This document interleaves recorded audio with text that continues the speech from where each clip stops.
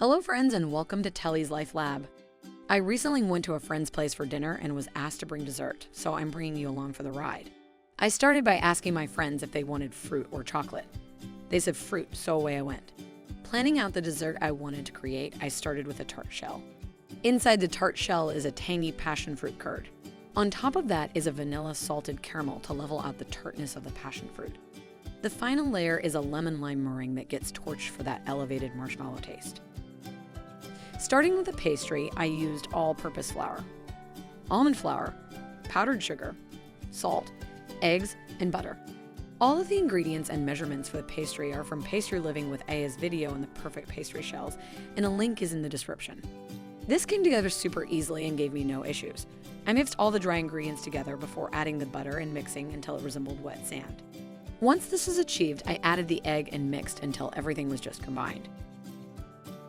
Once combined, it all goes into plastic wrap to rest for about 24 hours. Luckily, with the magic of editing, you don't have to wait that long. Rolling out the dough was fairly easy, though I did have some issues with it warming up too quickly as I worked. This might have been due to the weather being nearly 100 degrees and very, very humid. Ultimately, I rolled out the dough and cut rings, then kept them in the fridge when I wasn't actively applying them to the tart molds, and this worked much better.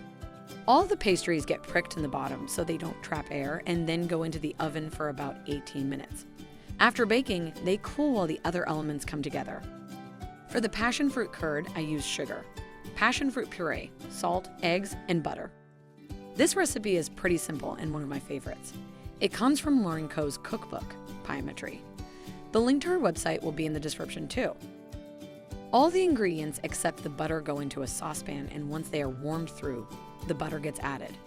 Once the butter melts, the curd cooks until it thickens and can cover the back of a spoon. I cooked this longer than the recipe suggests because I was planning on putting this into the tarts and not putting them back in the oven. In the normal recipe, the curd goes into the tart crust and then back in the oven to set. Once the curd was thick enough, I strained out all the bits and cooled it in the fridge before portioning it into all my tart shells. The next element is the vanilla salted caramel and uses sugar, salt, heavy cream, vanilla, glucose or light corn syrup, butter, and gelatin sheets. This recipe is from Amaury Guichon's book, The Art of Flavor. It starts fairly simply by cooking the sugar and glucose until they are a golden brown color, before adding the vanilla-infused cream. If you're not familiar with Amaury Guichon, he's a pastry chef that has become well known for his giant chocolate sculptures. His book is not a standard recipe book and has more pictures than instructions. The steps on this recipe even forgot where to add the salt. Once the mixture gets up to 226 degrees, butter gets added and the whole thing is burr mixed, which is a fancy way of saying immersion blended. Then the caramel has to cool until it's time to assemble. The last element of this dessert is the lemon lime meringue, which uses sugar, glucose or light corn syrup, a lot of egg whites, a lemon, and a lime. This recipe is also from Amaury Guichon's book, though from a different dessert.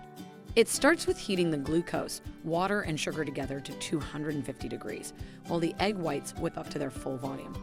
Once the sugar is up to temperature, it gets slowly drizzled into the egg whites while the mixer is running. Then the mixture continues to mix together until the temperature is 95 degrees or lower before adding in the lemon and lime zest and mixing one last time.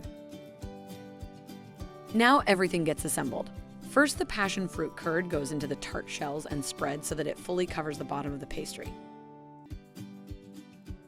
Next is the vanilla salted caramel, which gets piped into a thin layer so that it's not overly sweet and balances well with the curd.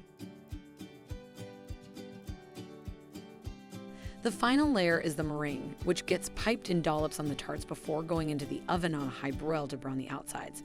This doesn't work in all ovens because the heat needs to be very direct on the meringue to brown properly.